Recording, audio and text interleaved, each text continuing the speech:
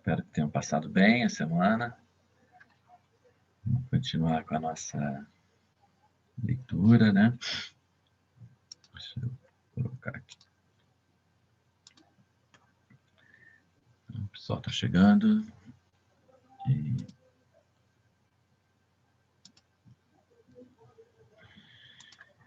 Então, hoje é o nosso segundo encontro. Nessa leitura que estamos fazendo, uma leitura guiada, uma leitura dirigida desse livro maravilhoso do Rinpoche, que é Milk Independent Cow, um livro que ainda não está traduzido para o português, mas que a gente usa vários trechos dele nas nossas práticas. E a gente está explorando aqui essa última parte que o Rinpoche chama de o Dharma no dia a dia, né? Que é como a gente aprende a trabalhar e praticar no Dharma. Na verdade, é um convite para que a gente possa, por meio desse trabalho, dessa forma de a gente se relacionar, a gente fazer uma investigação mais detalhada sobre o funcionamento da nossa mente, né, sobre a forma como as coisas operam, como que, mais importante, sobre o modo de operação. Eu estava estudando ontem, ele fala com relação aos múltiplos diálogos internos que acontecem, que a gente se depara, que a gente tem frequência. Ele fala, não importa o conteúdo, né, dos diálogos, mas a atividade do diálogo em si. E a gente ficar menos preocupado com o conteúdo, mas ver como é que os diálogos surgem, a própria atividade dos nossos diálogos internos. Como é que as estruturas que moldam e que nos limitam foram estabelecidas. Esse é um grande convite, essa pergunta é muito profunda, né? Como é que as estruturas e os limites, né, da minha mente, que moldam, né, foram estabelecidos. E o que é que eu faço com relação a isso? Essa que é o que fazer com relação a isso. Então, é um convite para aprofundarmos nessas indagações aí, nessas investigações sobre o modo de operação da mente. Vamos fazer um exercício rápido para a gente acalmar a nossa mente e eu prosseguir com a leitura dos trechos de hoje. Então, coloque-se numa postura bem confortável, bem relaxado. Coluna está erecta, mas sem necessariamente tensão. E vamos acalmar a mente, vamos inspirar no OM, inspira em OM, retém com ar e expira no RUM, por alguns minutinhos. Então eu inspiro OM, seguro um pouquinho a respiração em A e expiro em RUM. Uns minutinhos de forma que a gente possa dar um ritmo equilibrado, calmo, para a nossa forma de respirar. E com isso também acalmarmos a nossa mente. Para que eu possa fazer a leitura propriamente do nosso. Inspira OM, retém em A e expira em RUM.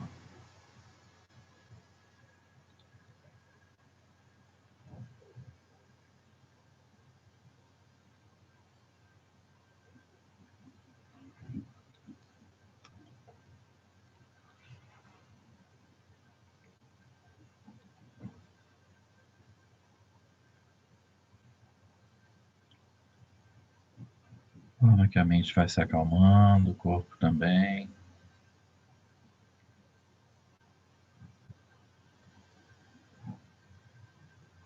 Desacelerando a atividade mental. E você mantenha esse ritmo da respiração. E deixe que a leitura, as palavras cheguem até você. Você não necessariamente tem que querer entender tudo do ponto de vista literal, cognitivo. Deixe que as palavras do Rinpoche toquem vocês.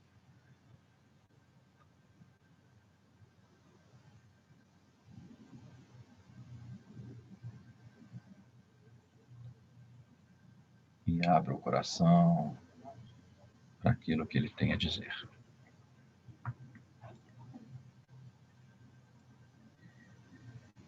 Enquanto trabalhamos, vamos nos vinculando ao Dharma e à linhagem. Enquanto criamos, algo profundo vai sendo criado dentro de nós. Se fizermos uma tentativa, poderemos aprender. Quando aprendemos, podemos beneficiar a nós e aos outros. Uma vez no caminho, a disciplina de que necessitamos, como a própria virtude, surge naturalmente. O mandala entra em nós e nos tornamos parte dele.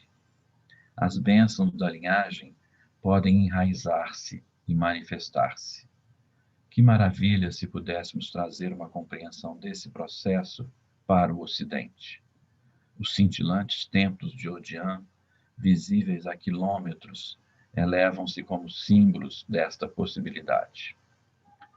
Os ocidentais chegam ao Dharma com certas vantagens. Muitos são inteligentes, têm mente aberta e começam com uma boa motivação. Herdeiros de uma tradição que lutou para estabelecer a liberdade religiosa, podem praticar o Dharma sem oposição oficial. Familiarizados com o estilo de vida ocidental, podem enxergar através das versões do sonho sansárico. Tendo herdado uma tradição de trabalho árduo e tecnologia a serviço do bem, podem assumir grandes projetos com o potencial de beneficiar as gerações futuras, tanto dos ocidentais quanto dos tibetanos. Tenho tentado ao máximo construir sobre estas vantagens. Por exemplo, já diagramamos, imprimimos e distribuímos aos tibetanos centenas de milhares de volumes de textos impressos na língua tibetana, beneficiando diretamente talvez 1000 centros de budismo tibetano. Algumas pessoas podem questionar o valor dessa contribuição, objetando que o conhecimento desses textos está quase perdido. Mas meus mestres ensinaram-me que as palavras dos Budas e dos grandes mestres são preciosas. Enquanto houver Khenpos e lamas que as leiam e as valorizem, faremos todo o esforço necessário. Algumas pessoas podem imaginar que fazer isso nos Estados Unidos é fácil, mas aqueles de nós que deram tanto de sua energia vital para conseguir esses resultados sabem que não é assim. Contudo, os benefícios para meus alunos também foram grandes. Nossa comunidade sabe agora que, atrás de cada manifestação do Buda Dharma, há uma longa linhagem e uma rica história profundamente significativa. Muitos alunos desenvolveram um sólido conhecimento prático e certo nível de compreensão. Talvez alguns se tornarão mestres. O que quer que façam, encontrarão meios de expressar e desenvolver sua compreensão da tradição Nyingma. Mesmo para os estudantes que deixam a comunidade, a conexão com a linhagem e a oportunidade de compartilharem suas bênçãos, ainda que modestamente, perdura. Alguns podem suspeitar que escolhi esse caminho simplesmente porque não quero ensinar, mas prefiro olhar à luz mais positiva. Prefiro olhar a uma luz mais positiva. Por meio de nosso trabalho, criamos formas e símbolos do Dharma e tornamos os ensinamentos acessíveis, contribuições que permanecerão muito após nossa partida. A metade de nosso trabalho vai para o sustento do Sangha na Ásia, a outra metade para os Estados Unidos e o Ocidente, sementes plantadas para longo prazo. Vivendo entre símbolos sagrados que apoiam nossa prática, estamos ajudando a transmitir o Dharma a uma nova cultura, introduzindo o mandala do Kaya, Vatya e Chitta para uma nova terra. Chegamos a corporificar alguns desses valores em nossos próprios corações e podemos ficar satisfeitos de deixar um testemunho físico de nossa passagem pela Terra. Se tivéssemos passado 30 anos em estudo e retiro, teríamos realizado tanto? Deixe que as palavras reverberem na sua mente, no seu coração. Essa descrição, essa forma como Rinpoche fala do seu trabalho com o Dharma.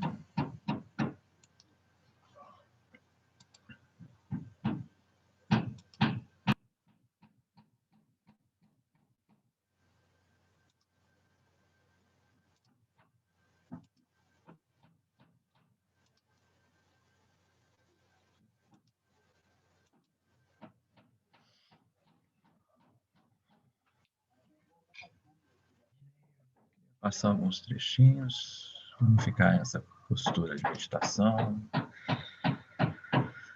ressaltar alguns trechos do que o Rinpoche fala nesse texto lindo para nós, essa parte que ainda está citando como aprender servindo ao Dharma, né? Destaco aqui algumas partes importantes. Ele fala muito nesse primeiro capítulo com relação à linhagem, né? Enquanto trabalhamos, vamos nos vinculando ao Dharma e à linhagem. Enquanto criamos, algo profundo vai sendo criado dentro de nós. E a linhagem é uma forma de transmissão de ensinamentos, né? É uma linhagem, é algo a que nos vinculamos por meio do momento em que nos tornamos alunos, que praticamos, né? O Rinpoche inicia ele próprio uma linhagem do Kunie, que temos aqui grandes adeptos, grandes mestres, grandes praticantes, mas sobretudo uma linhagem do Karma Yoga, né? Que nós falamos no encontro passado, onde ele propõe que por meio do trabalho a gente possa aprimorar o nosso potencial, reconhecer as nossas fraquezas, para deixar surgir o que há de melhor em nós, né? E aqui, eu acho que nesse trecho mais recente, quer dizer, nesses momentos mais recentes, ele inicia também essa linhagem de uma indagação sobre a mente, né? Sobre como a gente pode moldar a nossa mente para a realidade, ou como é que a gente pode, de acordo com o que ele fala, né, usar o poder criativo da mente e moldar a realidade à luz da tradição budista. E eu acho que é disso que ele fala nesse livro lindo. É uma abertura para essa possibilidade da gente começar a participar dessa indagação e nos unirmos a essa linhagem de indagação, né, que não toma as coisas por si só, né, como ele diz, né, como é que as estruturas que moldam e que nos limitam foram estabelecidas, as estruturas que moldam a forma da nossa mente operar, as estruturas que limitam a nossa mente de relaxar, de se abrir, né, para uma forma mais ampla de conhecimento. E aí ele fala, o que eu faço com isso, né? Então, eu acho que é importante a gente estar com essas perguntas, né, em mente. E mais importante do que responder é a gente poder fazer as indagações, partir para essas indagações. Uma vez no caminho, a disciplina de que necessitamos, como a própria virtude, surge naturalmente. Isso é bastante inspirador e convidativo, né? Porque ele nos chama para trilhar esse caminho, para nos pertencermos a essa linhagem, né? Uma linhagem criativa, uma linhagem que usa a mente para o seu melhor potencial. E aí ele diz que essa disciplina que nós necessitamos, né, para estar nesse lugar, para estar nessa prática, surge naturalmente. E aí, de novo, ele diz, as bênçãos da linhagem podem enraizar-se e manifestar-se. Que maravilha se pudéssemos trazer uma compreensão desse processo para o Ocidente. Ele fala muito sobre as bênçãos em vários livros, né? E mais importante de tudo que ele fala é a gente se abrir para as bênçãos, não de uma forma conceitual, mas abrir os nossos corações, porque a nossa conceito, talvez, de bênção seja muito ligada à nossa formação, né, judaico-cristã. Mas as bênçãos da linhagem podem enraizar-se e manifestar-se, né? Eu vejo vejo essas manifestações muito na nossa vida, na forma como a gente superou e vem superando esses obstáculos todos da pandemia, né? Durante uma pandemia, erguemos no nosso centro um símbolo mais precioso da mente iluminada do Buda, uma segunda estupa. Isso só é possível com as bênçãos da linhagem, né? Bênçãos que a gente nem compreende muito como elas vêm, mas que elas chegam até nós. E ele nos convida sobremaneira, o tempo todo, com a miúde, né, com muita frequência, a abrir o nosso coração para essas mentes. E tem certeza que a forma de nos colocarmos nessa indagação, né, do próprio funcionamento da nossa mente é uma forma de abrirmos para essas bênçãos, para que as bênçãos cheguem até nós. Que maravilha se pudéssemos trazer uma compreensão desse processo para o Ocidente. É um pouco, e é óbvio, daquilo que ele está fazendo, né, que ele vem fazendo com a gente. E aí ele fala, meus mestres ensinaram-me que as palavras dos Budas e dos grandes mestres são preciosas. Não há nada mais valioso, né, do que o Buddha Vachana, né, do que as palavras do Buda e as palavras dos mestres. As palavras do Buda, né, ou dos Budas, por meio dos sutras, que são os discursos, que são a própria forma do Buda se comunicar conosco, né, da forma literalmente por meio da linguagem, e as palavras dos mestres por meio dos livros que eles escrevem, dos shastras, que são os comentários que os mestres fazem acerca dos ensinamentos, para traduzir para nós e facilitar a nossa vida, né? Então ele diz, enquanto houver Khenpos, né, que são os mestres, são os abades, são aqueles lamas mais graduados, e lamas, que as leiam e as valorizem, faremos todo o esforço necessário para que a palavra do Buda esteja sempre viva, né? O Rinpoche toma para si talvez um dos maiores projetos da sua vida, que é a preservação e a transmissão e a distribuição dos textos sagrados, das palavras do Buda, talvez o maior projeto editorial do mundo, da forma como ele recolheu, vem recolhendo, sistematizando e devolvendo esse livro, esses ensinamentos para o Sangha, né? O Sangha no Ocidente, no Oriente, desculpa.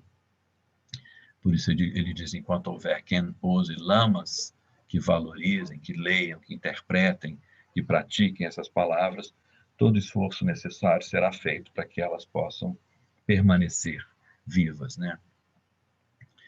Nossa comunidade sabe agora que atrás de cada manifestação do Buda Dharma há uma longa linhagem, uma rica história, profundamente significativa.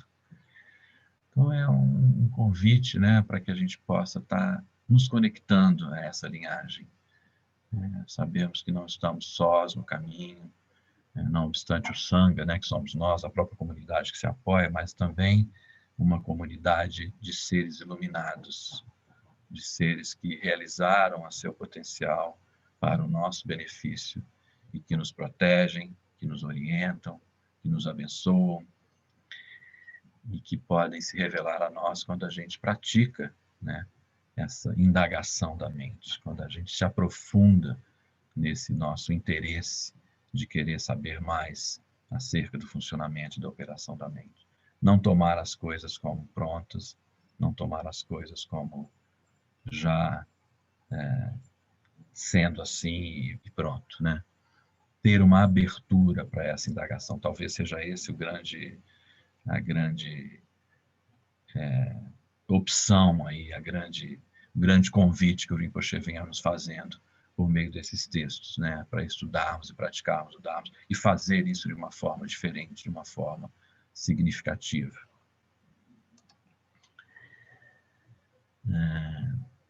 E aí ele diz, por meio do nosso trabalho, criamos formas e símbolos do Dharma e tornamos os ensinamentos acessíveis, contribuições que permanecerão muito após a nossa partida. E eu convido a todos vocês que, de alguma maneira, fazem ou fizeram essa contribuição da forma que cada um pode, né? Ou quer dando aula, ou construindo símbolos sagrados, ou costurando bandeiras, ou praticando na estupa, ou cuidando da casa, enfim, cada um sabe a forma que se conecta a essa linhagem, a forma que se conecta aos ensinamentos, né? mas é por meio do nosso trabalho, juntos como uma comunidade, como uma linhagem ligada a Tartan Rinpoche, que nós vimos criando esses símbolos, essas formas, né? Acabamos de erigir uma estupa maravilhosa no centro, sob orientação, obviamente, do Lama Chef. Fazemos bandeiras de preces lindas, que são as meninas dos olhos do Rinpoche. Fazemos tsatsas, damos as aulas, traduzimos os livros, produzimos incensos. Tudo isso é muito importante. E aí, ele diz, né, contribuições que permanecerão muito após a nossa partida. Acho importante a gente reconhecer isso no nosso coração, reconhecer a preciosidade da nossa contribuição. Cada gesto que a gente faz, cada tijolinho ou pedrinha que a gente coloca e empilha juntos, é uma contribuição inestimável que ficará para além da nossa própria vida, para além da nossa existência. Então, que isso possa acalmar e aquecer, digamos assim, né, o nosso coração. Vivendo entre símbolos sagrados que apoiam a nossa prática, estamos ajudando a transmitir o Dharma a uma nova cultura. O Rinpoche diz logo nos primeiros anais que ele publica, né, que a forma que a gente tem de levar o Dharma para uma terra onde não existe, onde ele praticamente inexiste, né, como ele fez assim que chegou na Califórnia em 1969, é criar e trazer os símbolos do Dharma, sejam símbolos auspiciosos por meio das bandeiras, das estátuas, das tancas que nós vestimos e que nós produzimos, enfim, é a forma que existe para que o Dharma comece a criar e fazer sentido numa nova cultura.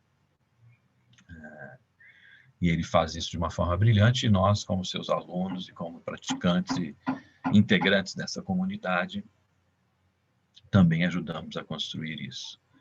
Introduzindo um mandala de Kaya, Vatya e Chitta para uma nova terra, que é o mandala dos aspectos iluminados. Eu vou falar um pouquinho, muito rapidamente sobre isso. Para uma nova terra, chegamos a corporificar alguns desses valores em nossos próprios corações. Essa é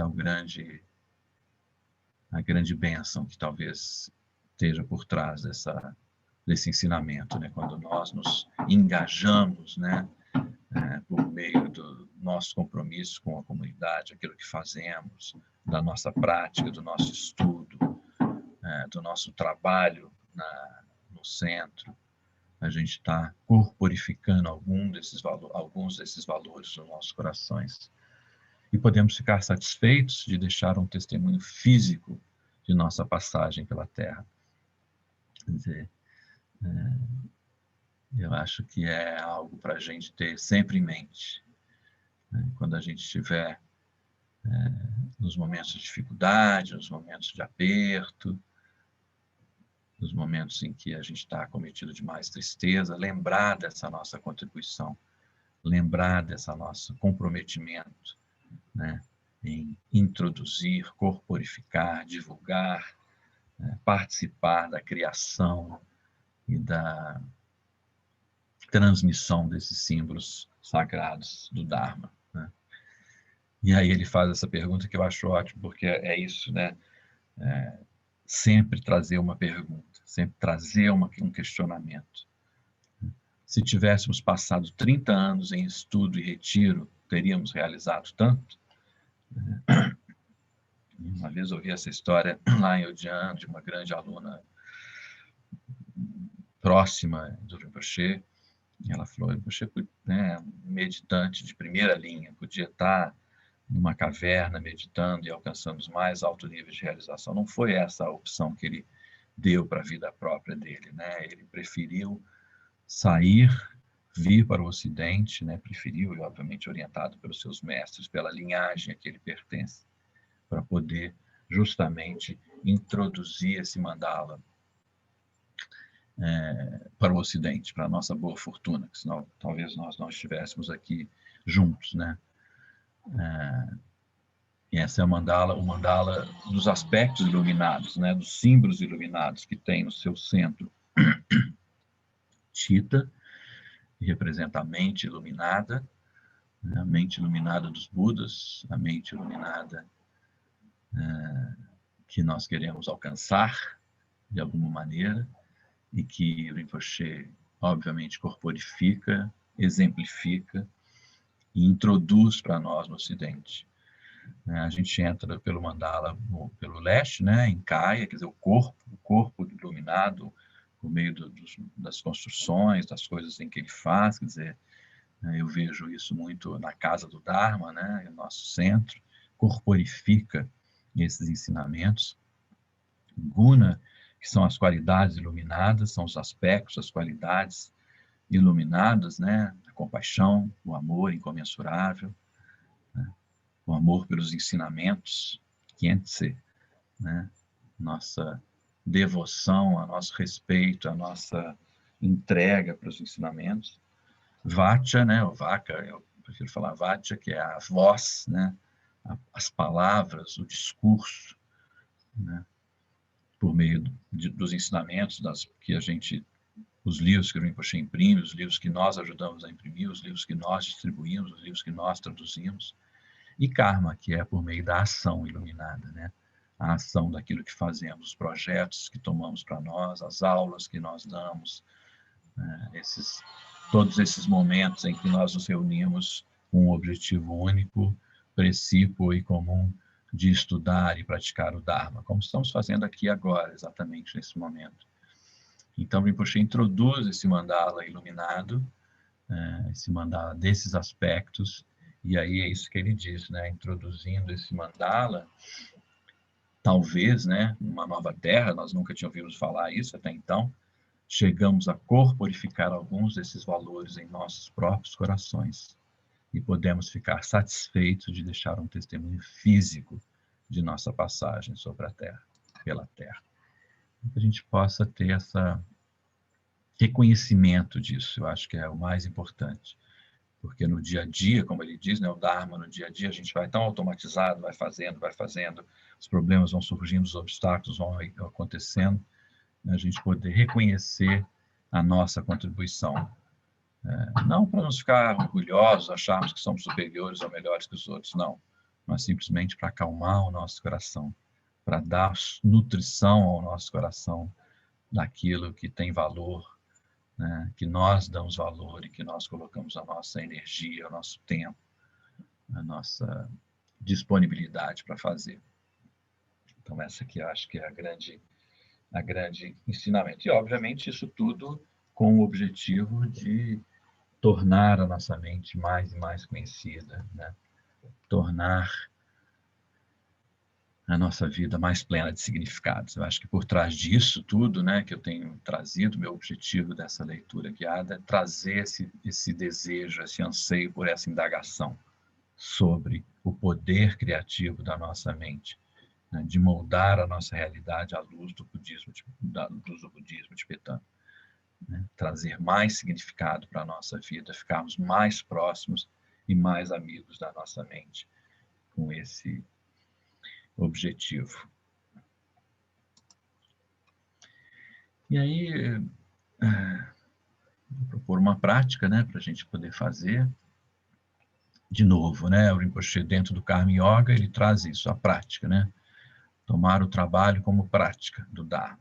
Nos dá a oportunidade de seguir uma relevante linha de indagação. Quer dizer, a gente está, com isso, ativando essa linhagem que ele próprio nos coloca e nos propõe, né? Uma linhagem de indagar sobre o poder da mente. O que importa é aprendermos a identificar o ego e a autoimagem em operação, sempre formulando mais perguntas. Mais importante do que a resposta é a gente poder se engajar nesses questionamentos, em vez de nos assentar em uma determinada compreensão. Tomar algo como sendo pronto, está dito, está falado, e assim é. E aí a prática de hoje, que eu também selecionei das múltiplas que tem aqui no nosso capítulo, de seguir a vivacidade da experiência. Eu achei bonito porque é isso, né? A gente, às vezes, enfim, vou ler a prática e aí a gente fala. Embora a investigação de nossa experiência nos leve ao reino da interpretação, é muito difícil porque a gente está muito acostumado a isso, né? E é justamente isso que o Rinpoche vem nos mostrando ao longo desses últimos livros, né?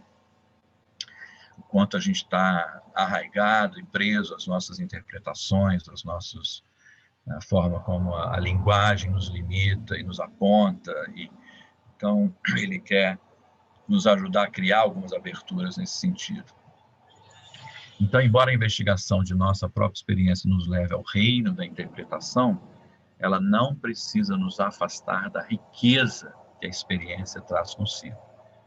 A interpretação é apenas mais uma camada da experiência, com a sua própria vivacidade. Então, embora ele diz, né, que a gente não deve se tornar aprisioneiros ou prisioneiros da interpretação, na interpretação em si, mesmo que ela exista e a gente é condicionado praticamente a fazer, tem uma vivacidade, tem uma alegria ali, tem algo importante nessa camada. De modo semelhante, né, mentalizar, que é uma palavra ruim, talvez, para traduzir minding, né, que é essa forma da operação da nossa mente, né, de forma semelhante, minding, ou mentalizar, a operação dos sentidos, né, que é esse sensing, que a gente fez um pouco de semana passada, que é a porta de entrada, né? Os sentidos são a nossa porta de entrada para tudo isso. E o conhecer, o cognizing, né, que também é bastante limitado, e identificar, são todas atividades ricamente vivas, cada uma a seu modo. Então, ele está trazendo isso, uma riqueza que tem nessas experiências, quando a gente está em cada uma delas, ou está em todas elas juntas, porque muitas vezes elas acontecem simultaneamente, né? Imediatamente pelo sentido, entra um sentimento, e aí a gente começa a mentalizar sobre ele, julga, interpreta, não importa. Mas ele está dizendo que todas essas atividades são ricamente vivas. Por exemplo, um som é emitido e um significado é pronunciado. A autoimagem e a identidade emergem para nomear e definir o que foi vivenciado. Então, assim, a prática em si é identificar, observar isso, né? Como ele diz, né? Como que essas estruturas moldam e nos limitam. E o que a gente pode fazer sobre elas. Essa que está por trás disso. O som é emitido, um significado é pronunciado. Eu imediatamente acato, ou eu vou além? Se é agradável, talvez eu acate. Se é neutro, eu fico indiferente. Se é desagradável, eu rejeite. O que acontece? E o que está por trás disso? Isso me limita? Isso interfere na minha identidade? A autoimagem e a identidade emergem para nomear e definir o que foi vivenciado. Os sentidos se reúnem para produzir mais significados. Isso é o próprio minding em operação. Nada disso acontece após a experiência ter ocorrido. É parte da experiência viva e está disponível à indagação. Então, a gente se dá conta disso. Eu acho que já é rico demais sairmos do automatismo para percebermos isso. Que isso está ocorrendo. E que a gente pode criar uma brechinha, uma frestinha para fazer uma pergunta. Né? Isso me limita? Quanto que essa estrutura foi estabelecida? O que eu posso fazer sobre isso? Se deixarmos a vivacidade das interpretações e mentalizações da mente nos guiar a uma compreensão de como a experiência é identificada e como um significado lhe é atribuído, podemos dar mais um passo, percebendo como o modo da mente criar padrões se repete, de novo e de novo. Então, aí é o pulo do gato, num sentido, né? Por que a gente faz isso? Para que ele está nos orientando a isso? Para perceber como é que os padrões de gosto, não gosto, rejeito, quero, não quero, tenho raiva, surgem e novamente surgem e vão se tornando uma parte da nossa própria, do nosso próprio estrutura, né? Da nossa própria estrutura mental. Então é quebrar um pouquinho esse ritmo. Características diferentes aparecem, mas o estilo enfático da mentalização e da operação dos sentidos permanece o mesmo. É um convite para olharmos para isso, olharmos para essa possibilidade de criar uma frestinha, né? Aos pouquinhos, e ver, né? Será que essa minha interpretação é algo que está me limitando? E se não for só isso? Mesmo em sonhos, o ritmo da mente em operação nunca é interrompido. A gente carrega isso para os nossos próprios sonhos, né, ao dormir, porque está tão arraigado em nós, está tão condicionado, né? Poxa, quer que a gente tenha a possibilidade de criar uma frestinha aí, para que entre uma nova luz e a gente possa trazer essa indagação e ver como é que esses padrões são criados. E ficar na vivacidade, ficar no positivo, né, da nossa mente. Eu quero vos propor uma prática, mas eu vou fazermos só um exercício rápido de Cunier, para a gente poder criar um ambiente próprio para eu vos conduzir para uma prática. Então, vamos ficar de pé.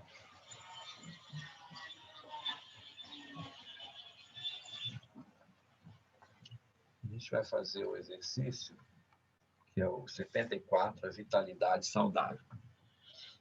Tem muitos... Não, fica de pé, uma postura confortável, distante um pé do outro, a distância de um quadril. Aí você traz as suas mãos com os dedos apontados para baixo, ao longo do seu peito, mais ou menos na altura das axilas, sem pressionar. A tendência minha é imediatamente pressionar. Não precisa apertar o peito. Só estão aqui, né, nas axilas, os pontos, os dedos para baixo. Veja como você está se sentindo. E aí você inspira normalmente, se você é familiarizado, inspira pelo nariz e pela boca ao mesmo tempo.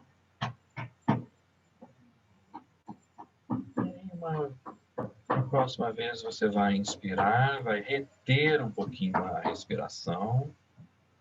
Retenha a respiração e concentre a sua energia suavemente no seu peito. Aí você relaxa a barriga e contrai um pouquinho as nádegas. E aí, enquanto você está fazendo isso, dobra ligeiramente os joelhos. Só um pouquinho. Retém a respiração, concentra a energia no peito, relaxa a barriga, contrai as nádegas e dobra os joelhos. Agora expira, levanta os joelhos, relaxa a barriga, as nádegas e deixa os dedos escorregarem ao lado e ao longo do corpo. E sente as sensações, expande as sensações. Veja o quanto que você interpreta as sensações. É possível somente sentir.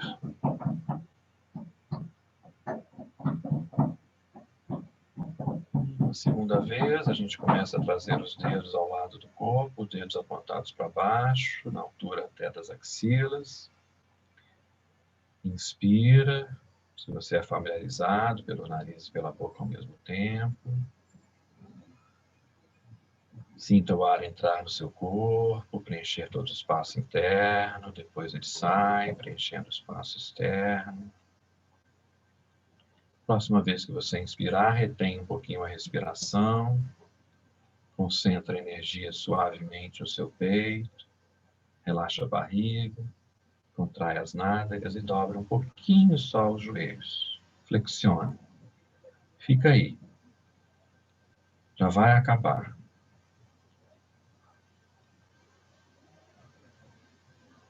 Talvez muitas sensações diferentes. Aí você expira, erguendo novamente os joelhos, relaxando completamente a barriga e deixando que os dedos das mãos escorreguem ao lado e ao longo do corpo. E veja como você está agora.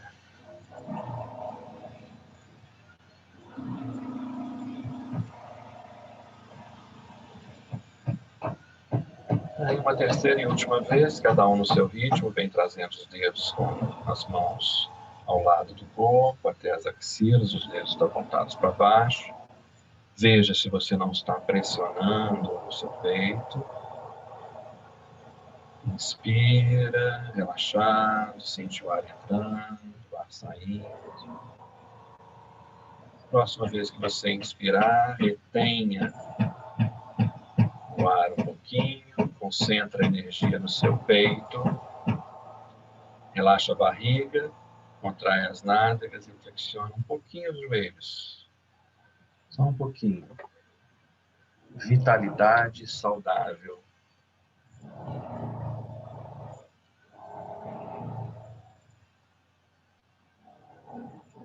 Talvez muitas sensações.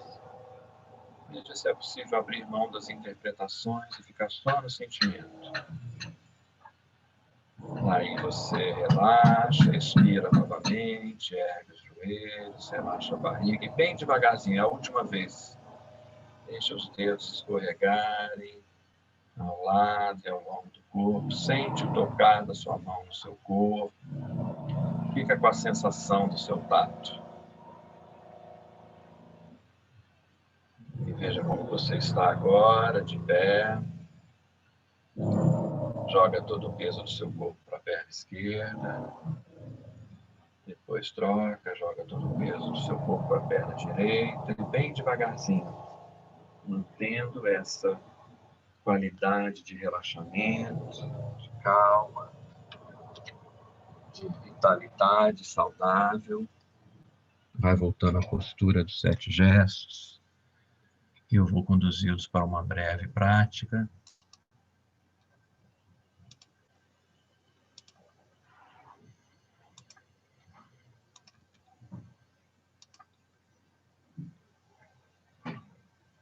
Para a gente poder praticar essa... Mantenha-se bem relaxado. A mente está relaxada, o corpo está relaxado.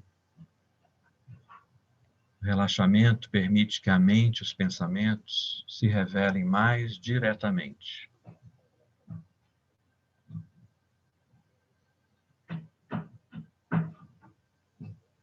Quando estamos quietos, é provável sentir que, além dos diálogos internos que vêm e vão, a mente tem uma qualidade característica de ser que é silenciosa, mas ainda completa em si mesma. Essa qualidade silenciosa da mente.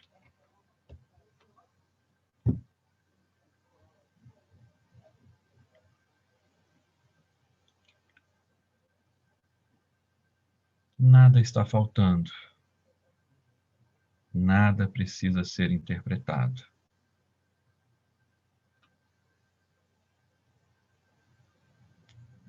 Simplesmente ficando quietos, permitindo-nos permanecer diretamente na calma, podemos expandir esse campo silencioso da mente e tocar os pensamentos de uma forma mais íntima.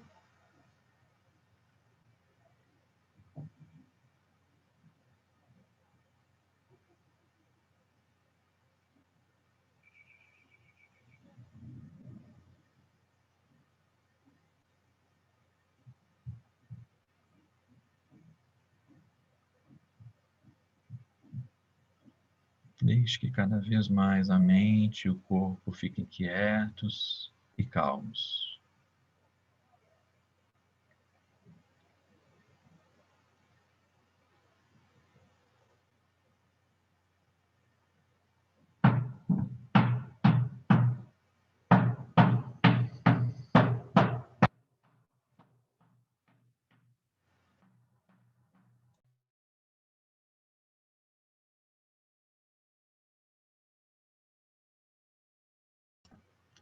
Mente e corpo cada vez mais calmos e quietos. Abandone diálogos internos, lembretes e outros tipos de ruído mental. Não há necessidade de instruções, nem de lembrar. nem de monitorar o que está acontecendo.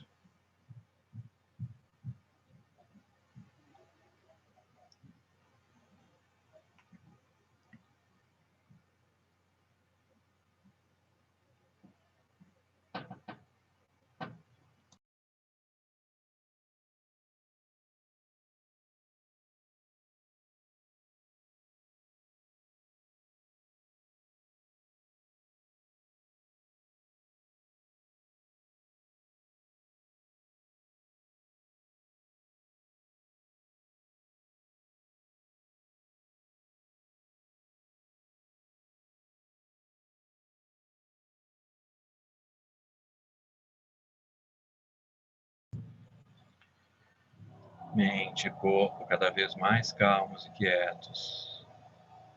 Abandone os diálogos internos, os lembretes.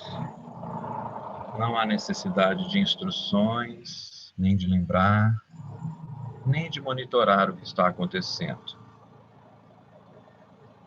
Abandone também a urgência de entender ou interpretar. Siga a sensação do sentimento enquanto surge e deixe que revele o que o presente está oferecendo.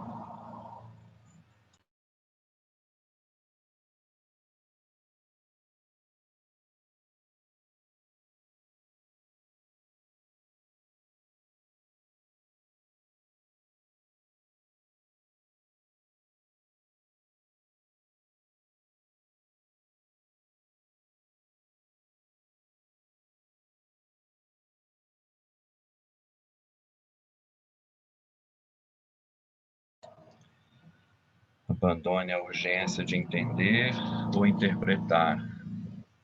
Siga a sensação do sentimento enquanto surge e deixe que revele o que o presente está oferecendo. Qualquer coisa que venha à tona, apenas deixe-a estar. O que quer que surja, apenas deixe estar. Permita que as pétalas dos sentidos se abram, camadas por camada, até que a luz da consciência comece a brilhar através. Relaxe completamente, solte os músculos do maxilar, os ombros, o peito, o abdômen e deixe que tudo se encaixe no lugar certo.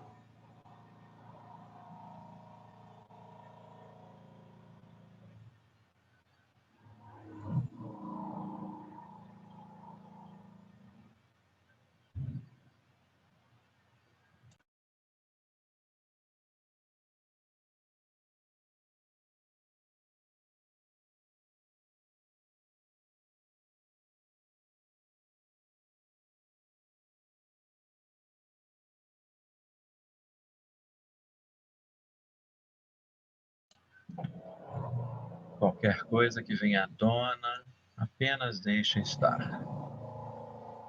Permita que as pétalas dos sentidos se abram, camada por camada, até que a luz da consciência comece a brilhar através. Relaxe completamente. Solte os músculos do maxilar, os ombros, o peito e o abdômen e deixe que tudo se encaixe no lugar certo.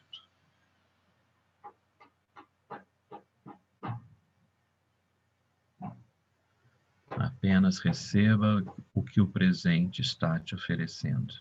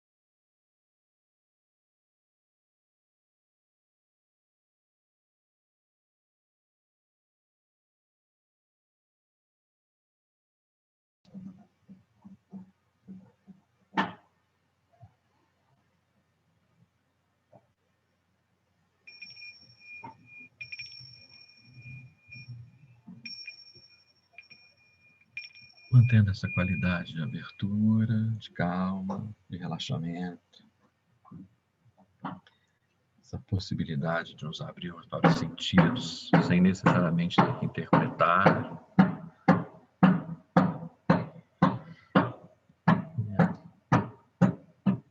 Compartilhar aqui, como eu fiz no primeiro dia, novamente. Estamos falando do Karma Yoga, né? O mandala que a gente usa para praticarmos o Karma Yoga aqui no nosso CNBT.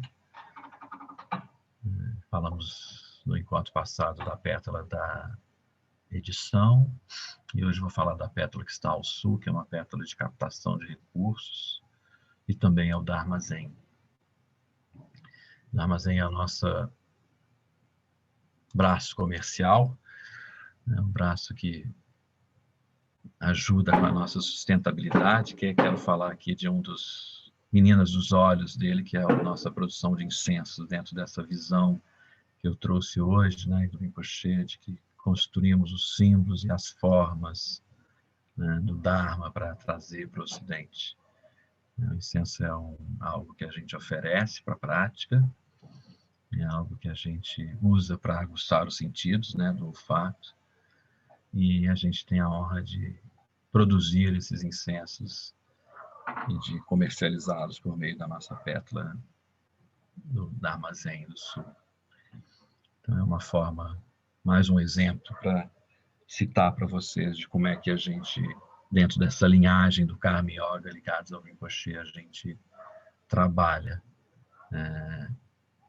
dentro dessa visão de que o trabalho é a forma que temos de aperfeiçoar o nosso potencial.